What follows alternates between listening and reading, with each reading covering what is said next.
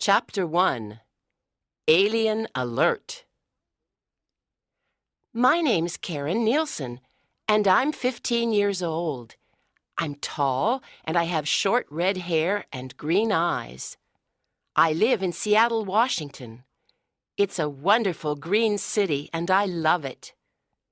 I live with my parents and my dog Tex in a yellow house with a lovely garden. Tex is a big brown dog, and he's 3 years old.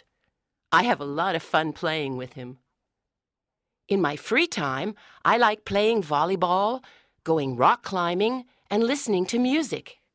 I have a big music collection, and I love listening to music with my friends. I also like reading science fiction books. My story begins in August, a month before school started. My parents and I were having breakfast in the kitchen, and we were watching the local news on the television. Suddenly, the newsreader said, Alien alert!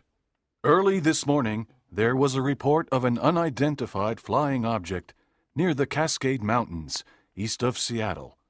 2 tourists saw a UFO in the sky above them. They said it was gray and round. They also said it didn't make any noise. Later this morning, a high school teacher saw the same UFO flying above her house. The Seattle police are investigating. "Wow," I said.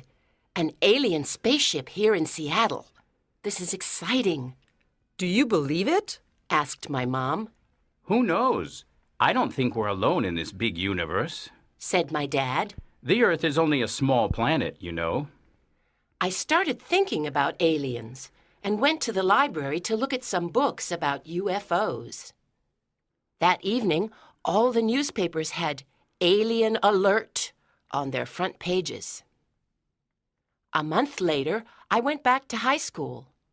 This is my 2nd year at Washington High School, and I like it a lot.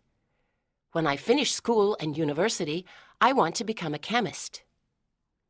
On the way to school, I met my best friend and classmate, Barbara Reynolds. She is a tall, pretty girl. She lives near my house, and we always walk to school together. She is Afro-American and one of the best students at our school. She wants to become a doctor. Basketball is her sport, and she plays on the girls' basketball team. Like myself, she also enjoys listening to music. We have some new teachers this year, said Barbara happily. I hope they're all men and cute. Me too. We need something new and interesting in our lives, I said, laughing. Barbara and I like talking about boys and clothes. It is fun. Did you buy any new clothes for school? She asked. I bought these new jeans and this black belt, I said. The jeans look great with the pink t-shirt, she told me. I bought this new blue jacket and white trainers for the fall. Did you hear about the news about that UFO near the Cascade Mountains last month? I then asked. I was in California visiting my grandmother, so I didn't hear much, but I read about it online, said Barbara. People see at least one every month in the United States, but no one has ever seen an alien. Do you think they really exist? I asked. I don't think we're alone in the universe, she said. But it's a mystery. I agree. We got to school at 8:30 and went to our first class, science. There was a man of about 30 in the classroom.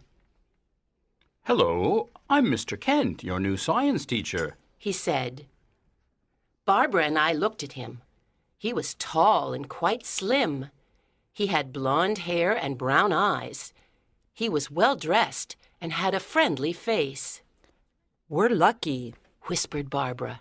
He's really cute. You're right, I whispered, laughing. What's your name?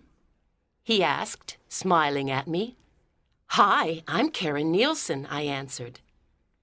Then he looked at Barbara and asked, And who are you? My name's Barbara Reynolds.